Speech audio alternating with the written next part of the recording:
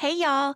Welcome to the Reckless Optimist podcast. My name is Megan. I'm a family nurse practitioner with a deep passion for mental health. On this show, we showcase guests who have shown tenacity, grit, mental strength, and who embody the word resilience. A quick disclaimer before we start. This show is not a substitute for mental diagnosis or treatment. We do recommend that if you're struggling with your own emotional well-being, you see a mental health provider. I'm so excited that you guys are here. Let's get into it. Hey everyone, today on the podcast we have Chris. He's a really unique guy with a really interesting story about resilience and triumph. It's definitely a lesson in the value of second chances. His story is one of salvation, of one of resilience, of one of overcoming. And, he's a football coach, and his journey of being so wrapped up in the identity of being a football coach and the competitiveness of it definitely plays into his story. I think you guys are absolutely going to love this episode. Let's get into it. Hey everyone, help me welcome Chris to the podcast. Great evening, everybody. I'm so glad you're here. We had technical difficulties for our first interview, so this is round 2, but a rough draft is always good. Yeah, absolutely. I'm glad we were able to circle back up and get this on the right page. I joke that technology is our rise and our fall, and I have a love-hate relationship with it. Like sometimes it works great, and sometimes you just want to get rid of all of it together. Yeah, I felt like we were back in COVID with the difficulties of getting on Zoom calls and all of that. I'm glad we were able to get it back on track. Yeah, we're here now, and we know each other through mutual friends. And I have not heard your story because of the technical difficulties we tried on Saturday. So I'm super excited to hear your full story. And we're going to start our episode out like we do every time with a quote. And this quote is from the book called The Hurt Artist. You haven't read that one. I think we discussed that last time. No, I have not. It's a really cool book. It's kind of old. It's from 2014. I read it not long ago. Someone had recommended it to me. But basically, it's kind of this gritty memoir about this homeless junkie who, had all this history of addiction, heroin addiction, burglary. I mean, just living a really crazy life. And he ended up in prison because of all of his trouble. And he had a failed suicide attempt. And when he was sitting in a straitjacket in a padded room in prison, and with his feet, he started to fumble through this Outsider magazine. And in the magazine was a story about an Ironman champion, world champion. And he found a deep desire to do an Ironman one day. Fast forward in his life, and he actually became Kona Ironman world champion. He went from, junkie addict to a phenomenal sober athlete. And it's just a really cool story. So the quote is from that book, and the quote goes, "Sometimes we motivate ourselves by thinking of what we want to become. Sometimes we motivate ourselves by thinking about who we don't ever want to be again." What does that make you feel? Yeah, it really hit strong for me, and definitely with my story and my recovery journey. I feel like it's extremely important for myself, at least, to envision the man that I was always supposed to be and envision the man that I'm on my work to becoming. And that kind of got me out of my deepest, darkest moments. I think I was able to kind of create this almost like a movie character, as if I was watching a movie and some kind of comeback story. And ones that we love, those movies, is we're watching everything that they're going through and ultimately kind of knowing that at the end of the movie, it's all going to get rewarded and having kind of that happy ending type deal. And so I treated myself in recovery when I was down in the depths at rock bottom as if the story had already kind of been written, if that makes sense. As if that everything I was doing, people were kind of watching and kind of deep down kind of cheering me on, because there was moments where I didn't want to take that next step forward. I wanted to rehash everything that had happened. I wanted to think about all the bad situations, but it kept me on track, that knowing if I just keep doing the next right thing, one foot in front of the other, one day at a time, that ultimately that story that was written for me to come back and be the person I've just always inspired to be, the father, employer, coach, everything, friend, son, all of that I need to be. Everybody loves a comeback story. It's the best movies are the comeback stories. So I'm excited to see yours play out. Yeah, this quote for me, it brings up a lot of things. I'm definitely motivated by both of these things. I am goal-oriented. I have visions of what I want for myself in the future, and that gives me that motivation. But then I also go back to that girl. I've been sober for 6 years now, but I can still remember what it was like. And I have a lot of grace for her because I was going through it. But I don't ever want to be the girl that's laying on her bathroom floor, throwing up, can't take care of her children, so anxious that she's having panic attacks, that lack of self worth, just not even able to look at yourself in the eyes in the mirror. I don't ever want to go back to that. And that keeps me sober to this day. So, 100%. It's like a catch-22. It's a double-edged sword with that. And I think you hit a quote that I'm passionate about to get me rolling. But also, it's that heavy balance of remembering what we were, and what you said, just explain for yourself, is exactly right. I don't want to ever be that self-seeking, like stress ball of approval. And then when things didn't happen the way I envisioned it or wanting it, the only thing that helped me feel better was medicating through the alcohol.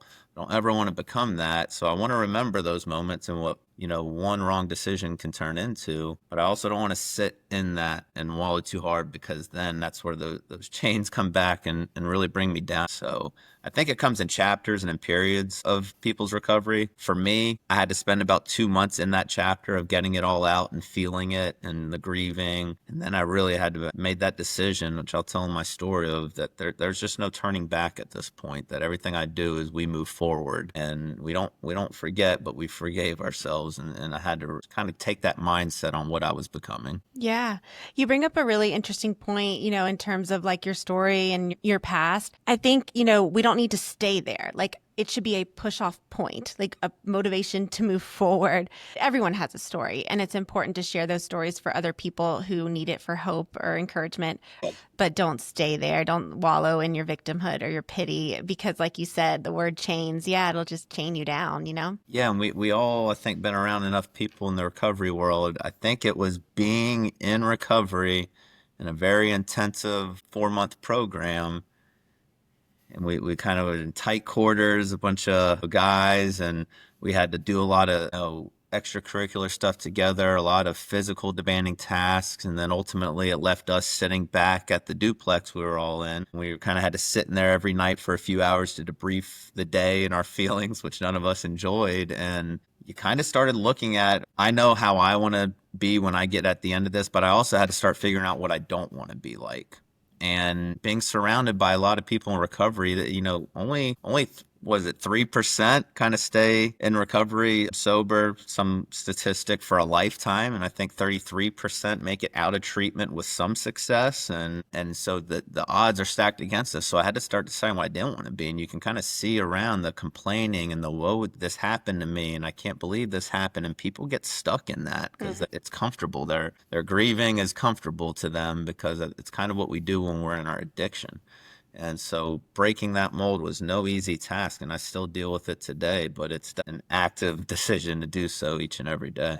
Yeah, yeah. What you're talking about is like people get comfortable in their own suffering, and it's Yeah. hard to break free from that. Even the suffering becomes comfortable, and you don't want to grow out of that comfort zone, but the comfort zone of suffering.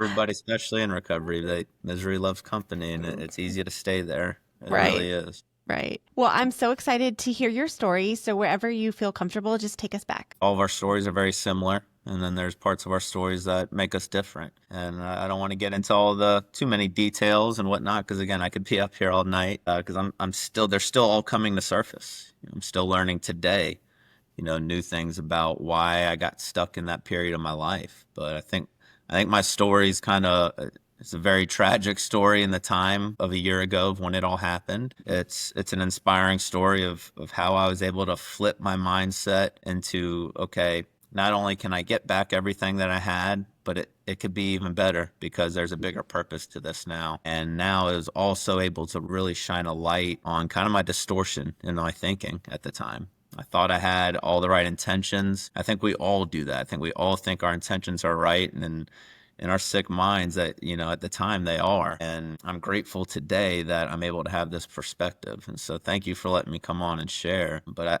I was kind of a guy that's very goal oriented, like you mentioned yourself, very driven. And I think where I really went wrong in all of in my story was I forgot who I was. My identity became wrapped up in something that it doesn't need to become wrapped up in. I forgot who I was. I forgot my identity in God and who put me here. And I forgot why I do what I did. I forgot that I got into coaching as a football coach, which is my ultimate passion. But I started thinking about the result of everything was more important than the whole journey and process. And so coming up, I've always been a person that wants to prove people my worth. And I found out that was a little bit unhealthy. I always wanted to prove to people I can do this, I can do that. I think it was a little bit of a little brother syndrome. And my older brother I looked up to, and he was great in school and went Ivy League and all that and had all the aspirations. Good. And I always felt like I was not very good in school. I'm very ADHD, but I'm very passionate about the things that I love to do. And I found my little niche in the game of football. And I knew what I wanted to do since I was 10 years old, and that's coach it. And so that launches me into my journey as a young adult in my 20s, fulfilling out what I always wanted to do. And two, looking at it now, hinder it. I had a lot of success in my first couple of years as part of a great program. Won 4 or 5 championships in a row. And just all of a sudden now that became my expectation to fulfill this identity that I was a great coach and that results ending in championships and wins was more important than, anything else. I think that's where, before I knew it, that's where it started. So obviously that's not going to stay that way in our jobs, in our lives. Things aren't always going to be on the up and up, especially when you start there.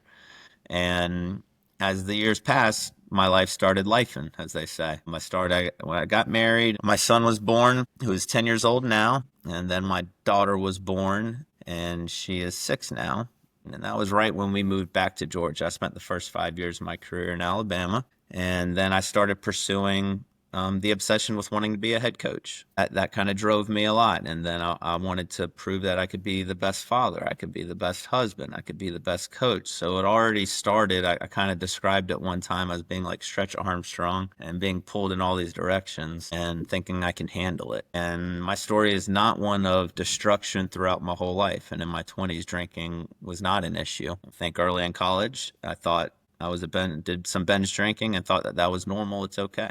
And was able to slap that out when I got into my professional career. As life got busier and stress got handled more, my marriage started getting in trouble. And unfortunately, we decided to divorce in 2019, right before COVID. And that was a very difficult time for me. At that point, I became a single father, and I was an offensive coordinator at a very well-known school in town in the Atlanta, Marietta area. That all of a sudden triggered another obsession of mine, is that, you know what, I'm going to show that I can be the best single parent while still fulfilling my career. I can do all of this. So I started running down that road of spreading myself a little bit thin. And I think as time went, as the stress mounted, I think the drinking turned into a little bit more over time. Before I knew it was daily, but then it was still just a coming home after work and having a glass or two and then letting it be that. 22, I was blessed with the opportunity to become a head coach for the first time at a very bottom, level school that needed some help rebuilding. And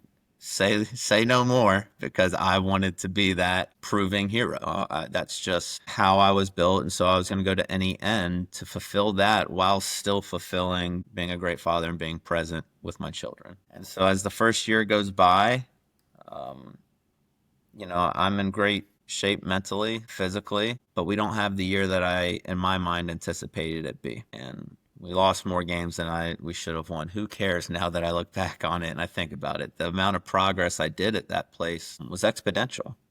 But I didn't hang on to that very well. I started at that point throwing overload stress on myself. That's when it turned into daily, then the nightly too much. And I think, like a lot of our stories wind up, I kind of almost one day before I know it, my body starts becoming dependent on it. And those times get shorter and shorter from the time of after work into when my body felt like I needed to debrief and needed to suppress feelings or stress or anger. Because one thing that I learned that it did for me, drinking always made me feel right about myself. It always made me feel right. And so whatever hill I was willing to stand on, whether it was a decision I made or having to make tough decisions of letting people go in my life, which was another part of my story that in that 2023 and 24 time. I had to let some people on staff go that I felt responsible for, and people in my personal life. I ended a relationship that I felt, very responsible and guilty for, but nothing was going to get in my way of achieving the goal to make this a championship program. And so all of a sudden now I find myself like a blink of an eye where my body I can start feeling it by the end of the day if I wasn't medicating at that point. And so we fast forward through our second year, and we make the playoffs for the first time in 7 years at that school, and everything's on the up and up. And I'm loved in that community, and I love that community. That again became an unhealthy identity of mine, was that program and those people and those kids. And so when we lose the playoff game, I felt like we should have won. That really sent me into a couple months of a spiral, and I never quite got myself back at that point. And so as December and January rolled around of 2023 into 2024, I realized that I had a drinking problem. That was the first realization that, okay, something's wrong. I don't want to lose everything. I don't want to lose myself. I already don't feel like myself. I can't enjoy the little things. So I tell my family that I believe I needed help. And they had just began to wonder. So you think about the time frame in my journey. Just a year and a half ago, I was able to have drinks with my family and everything was okay. That's how long during my adult life that I was able to drink, like we say, like a normal human being or like everybody else, and then how quickly it turned. And I wouldn't know it, but a year later, after telling them, not even a year later, about 6 months after telling them I think I have a problem, I need help, they're chasing me around town trying to help me as I'm running from them, trying to continue on what I thought I could stop, I could not. And so I enter into a treatment in February of 2024 during our winter break. And just think 2 weeks in a facility down in Statesboro, Georgia. That was just a tough time in my life. I'm definitely don't have a problem, is what I'm telling myself. And so I get out of that treatment. I feel great. A week later, I think I can drink like a normal human again. And that proved to be wrong very quickly. From that point, then it almost doubled down to where my body, as I say, it became an allergy to me. And once it entered my body, I had a hard time stopping. And then if I wasn't doing it, my body was revolting back at me. That was the first realization of, oh no, what do I do? So at that point, we're going up into the season at the end of the school year and moving into the summer, which starts the next football season. And this is the team that I had said the whole time, it's the third year. And again, I've burned so much behind me just to make sure that I could get to this point. And I remember being about April, knowing that I was going to get it there and I wasn't going to be able to hold on to it. I knew it was only a matter of time before it slipped away, but I was going to do everything I could to try and hold on. And so I think back, it was like a blur, and I was getting ready. I remember, and still my girlfriend at the time and current right now also knew she worked at the school as well, and she's trying to help me, but she knew I was struggling so bad. And thank God for her today, because she still stands by my side and was patient with me and sought me through my treatment and my help. But I'll never forget, I was leaving practice in May, and this is where it all kind of crashed down for me. And I was heading home, and she looked at me before I left and looked at me and said, "Please be careful," because I was pretty unhealthy, and I dropped about 15 or 20 pounds, and I just was very stress weighted on my shoulders. And so, unfortunately, that night is the night that I end up getting a DUI. And by the next week, I'm asked to step down as head coach of the school and the program. And that was the point that launched me into recovery. And I think I can look back at it now and say,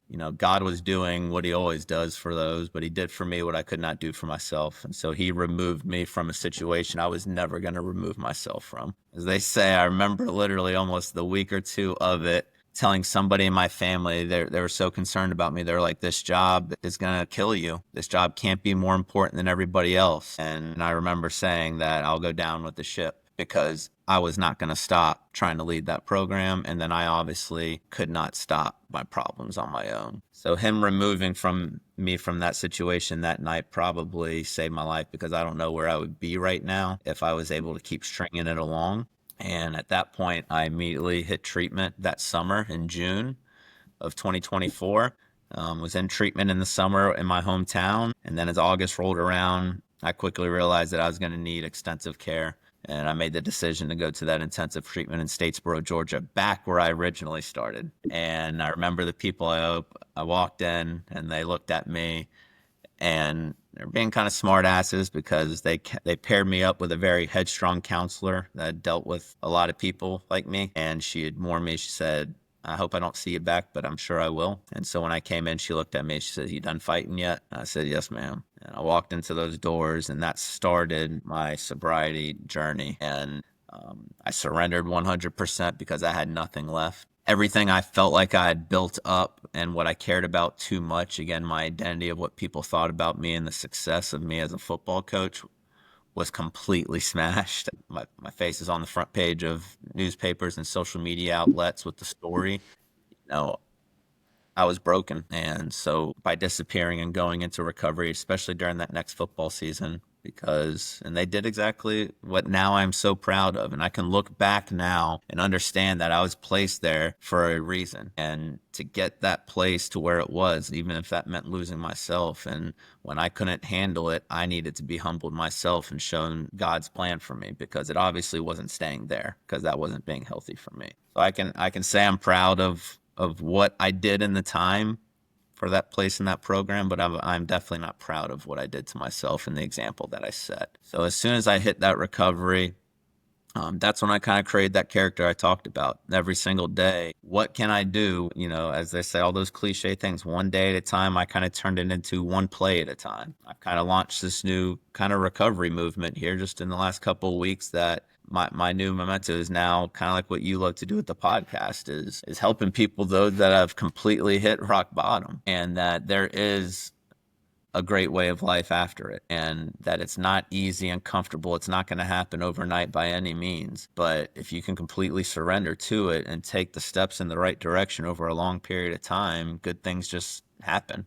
And in the process while I was there, I lost my home, my car. Thank God that I co-parent with my ex-wife extremely well, and she was so graceful for me and allowing me to go down there and get the treatment. My family was able to bring my kids every other weekend down there to treatment to let them see me, and I was able to be honest with them and tell them that daddy was sick and that I needed to go get better. And now the presence that I have with my children are amazing, and now I can even take that to where something I once thought I can't be away from them, like that can't happen. I can't be away from work. I can't be away from my kids. Now I can see the full picture as to why. And when they go through certain issues, whether that's when they become teenagers, and hopefully it doesn't start too soon, or they're in college, I can now sit down with them if I continue my journey the right way and say, they're old enough to remember how this affected us, how it affected daddy, how it affected them with me not being around for that 4-month time frame. And then the few months before that where I was present physically, but not mentally.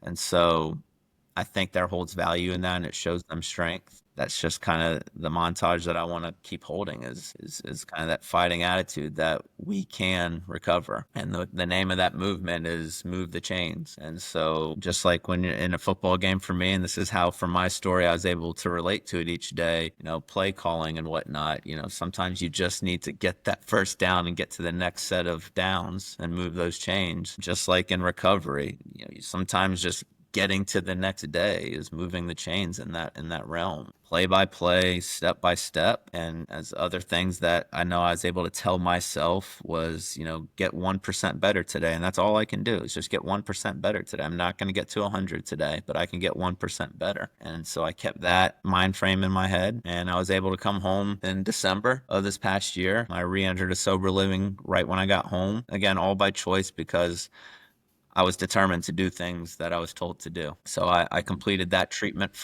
after 4 months again, and then I completed that in 9 months sober now. And now I'm in a headspace that I feel like I have not been in a very, very long time, of gratitude.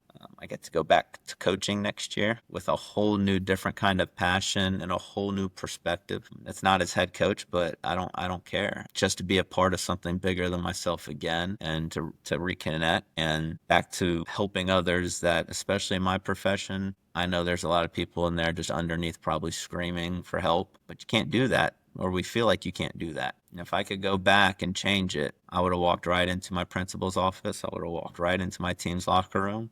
And I said, I need help. I need to go away for a little while, and I'll be back. instead of trying to hold on till the bitter end, because it's all going to go away anyway. At least it did for me, but it all had to go away because I wasn't going to understand or forgive that. So by that happening, I was able to start from ground zero, and you go from a six-figure salary to a zero for 10 months, and I'm now okay with that. If you would have told me that a year ago, I would have said, you're out of your mind. There's no way I'd be able to do that. But I'm here to tell you that you can, and that I know all those things will come back times 10 if I just keep following, doing the next right thing. And so I really appreciate you letting me share that. It feels better every time you share it a little bit in public, and I want to recover out loud, because I'll never forget the feeling of feeling like that I won't be accepted, or that nobody will understand, even in the stance or the standpoint that I was at. So if there's any way to make anybody else feel like they can, I want to be that person, even if it just helps one.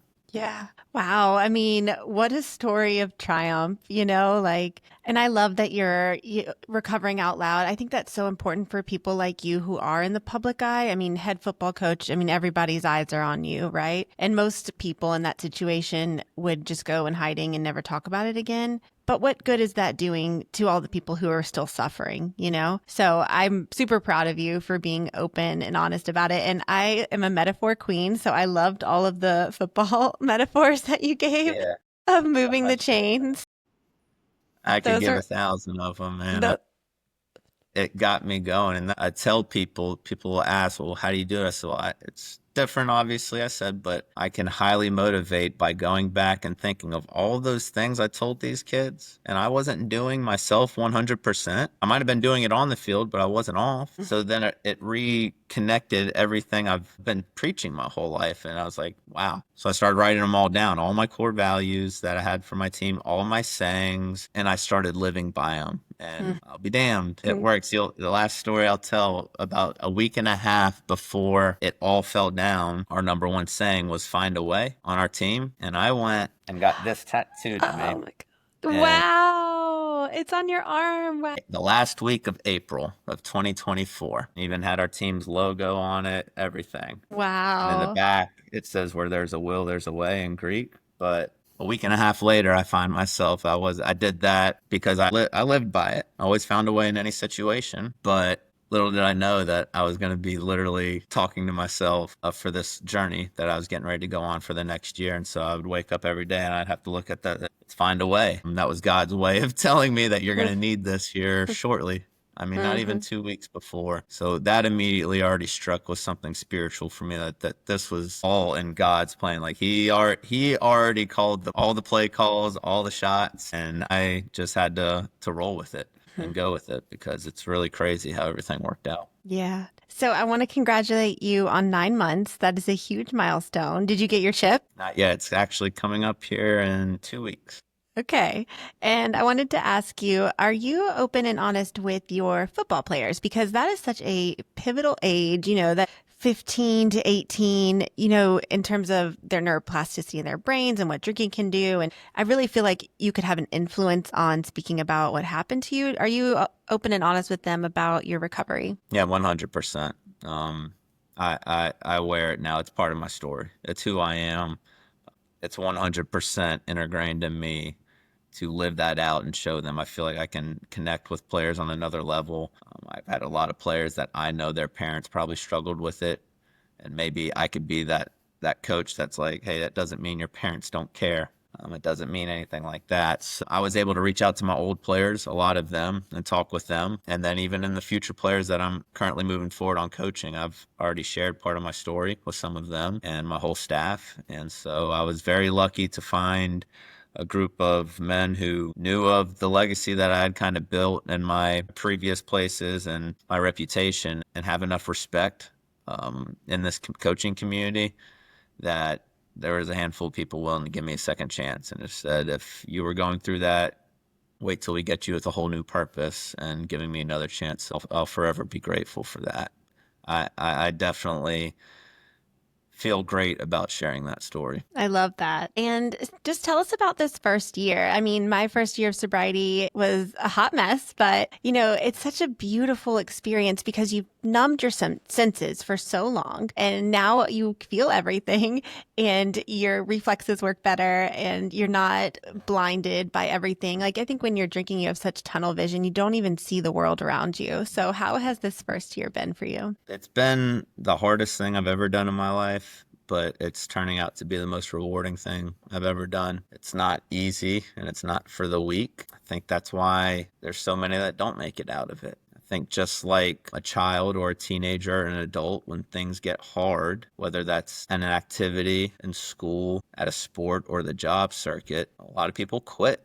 They don't like the way it feels. So with us in our addiction, it's that times 10. We don't like how it feels, but we already have the solution in the back of our mind. So most people just run back to that solution. So by choosing not to do that, we have to face all of the decisions that we had previously made. I think there's a certain point in it that's like hell on earth. There's a certain spot in my recovery there for a few weeks where it's almost like the biggest hell I felt was facing the repercussions and knowing you caused it, and there was nowhere to run or hide from it. It was you and the issues you've created. So how are you going to deal with that moving forward? How are you going to fix that, knowing you're probably not going to fix all of it, but how do you move on from that? Because I had such a distorted vision at that point, to where I wanted to immediately run and tell my story and help people, or really all it was doing was like making excuses for what had happened. I wanted to run to all the people and be like, no, no, no, you don't understand this and that,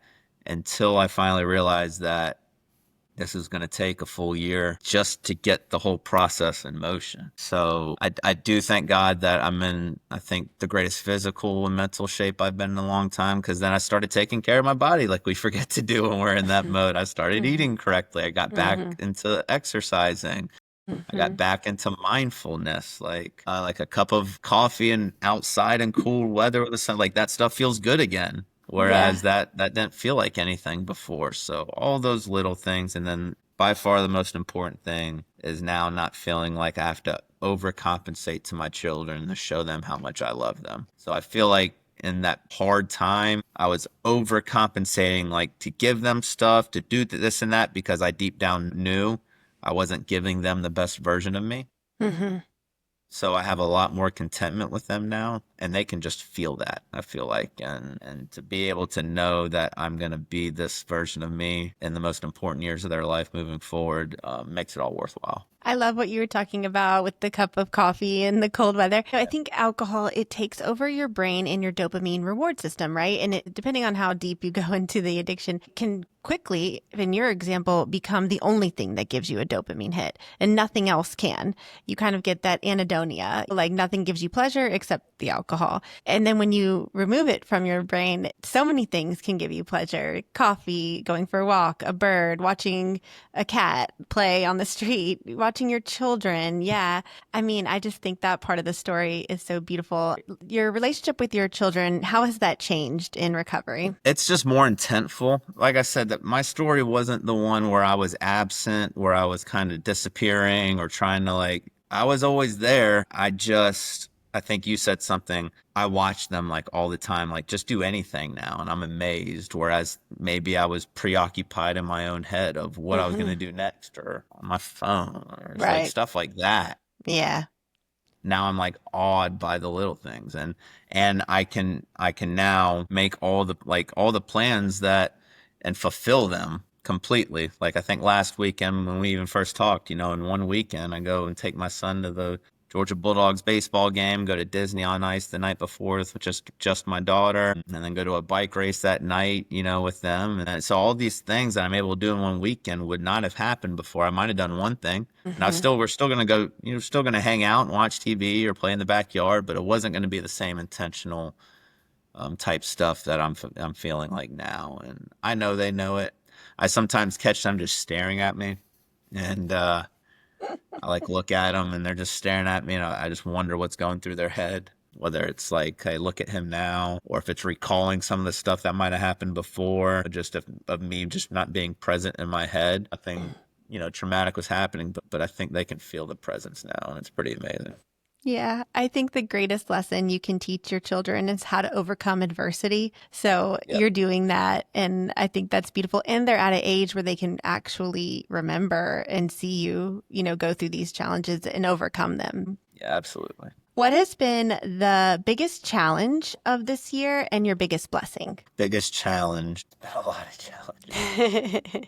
I would have thought the biggest challenge is making ends meet and all that, and then knowing, but that kind of takes care of itself with doing the right thing. I think the biggest challenge is picking myself up mentally when I felt like there was nothing to be picked up about. Yeah. I think it's when I know that good things are going to happen, because good things are happening, but they're not monumental like I'm used to. I wanted I started getting that mode where I just wanted like good thing after good thing and wanted a quick change now. And I had to realize that this was a slow burn and that I was going to wake up some days and not like the way I feel. And I needed to earn my autonomy back. I think that's the answer to the question. Being back home, being around the ones that supported you and loved you, my family and my girlfriend and everybody, that the small circle that stuck by me and got me past that rough period. So then it was creeping back into reality and knowing I still needed them and that I could not expect them to, I was never trying to say hey, they need to forget about what happened.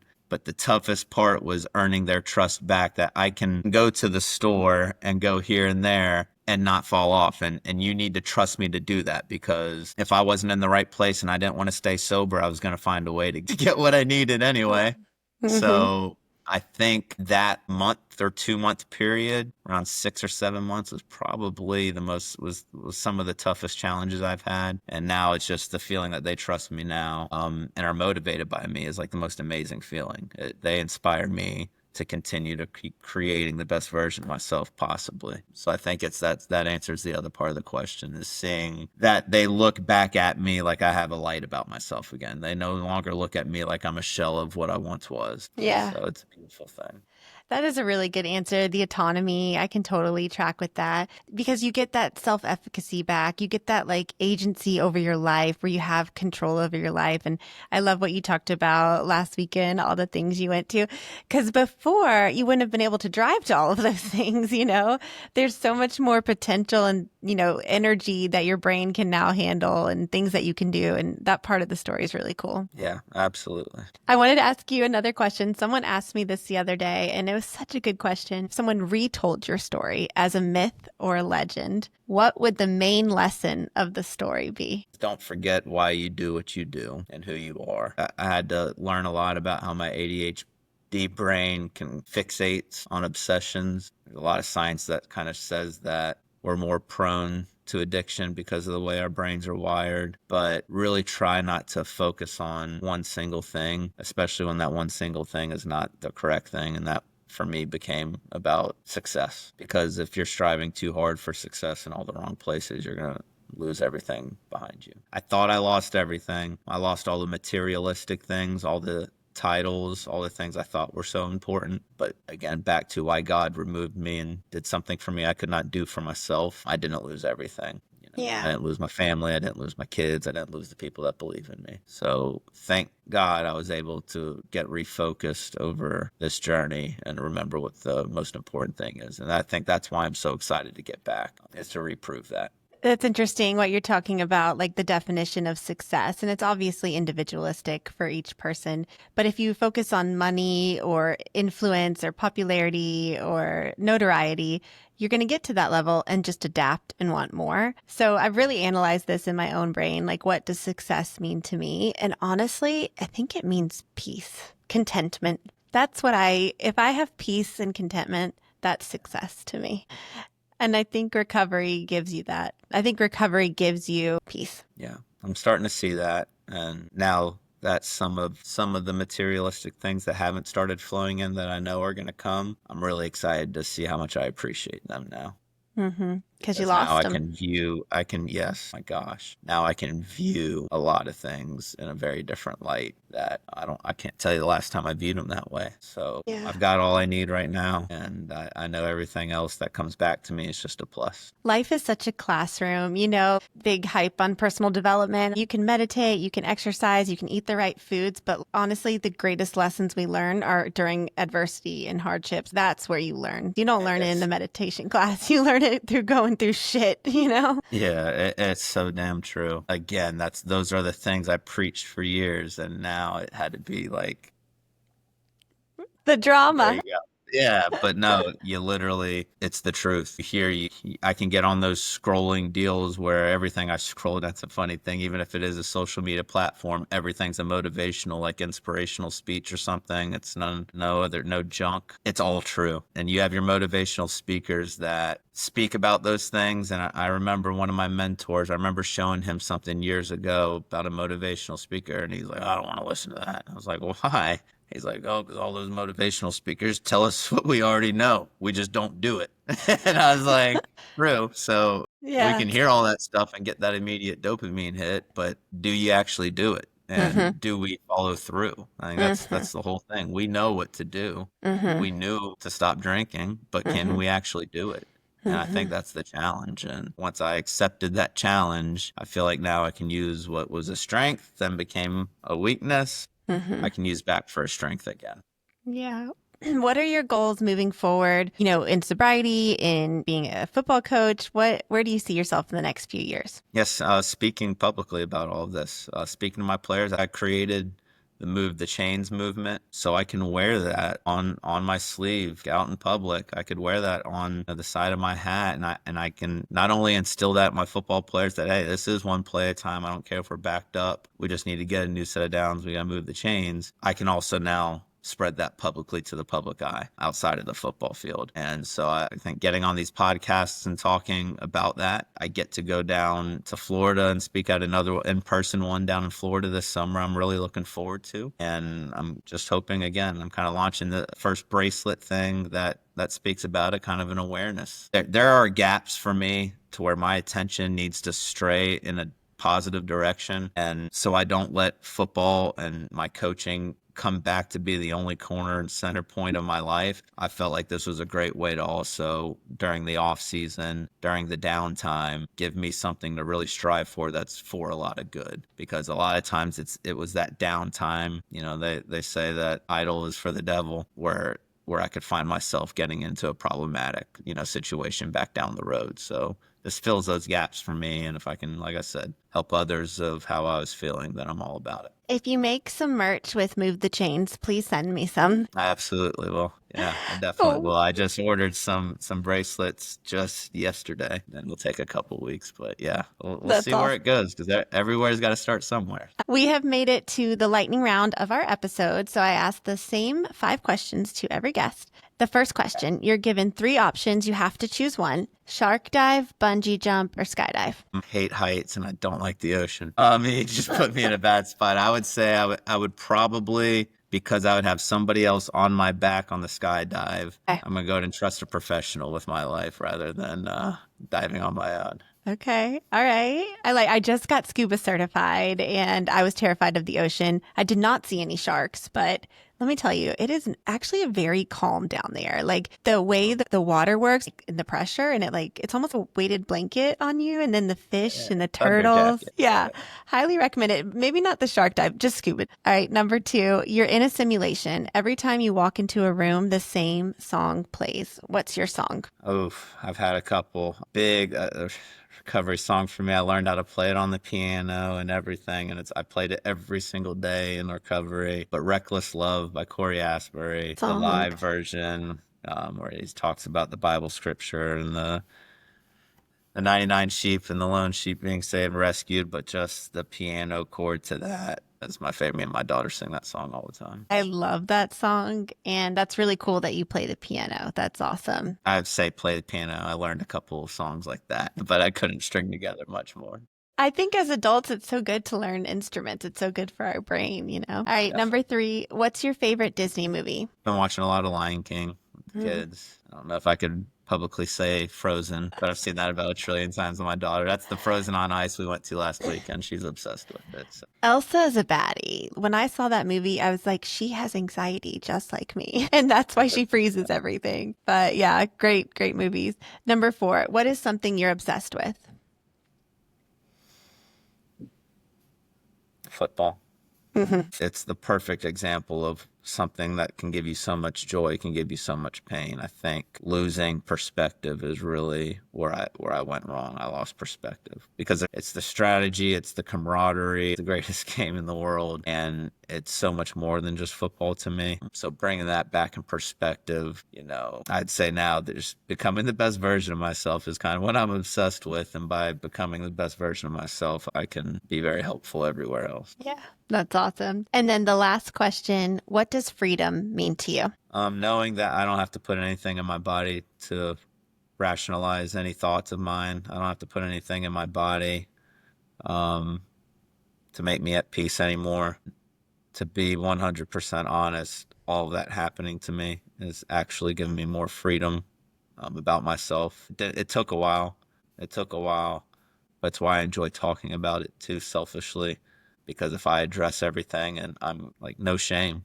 Yeah, I went through it, but I also know a lot of other people that are going through it too, and I want to be there for, to help people. So that's kind of freedom to me, is knowing whatever I'm doing, wherever I'm doing it, everybody knows what I'm doing. And authentic to your core values.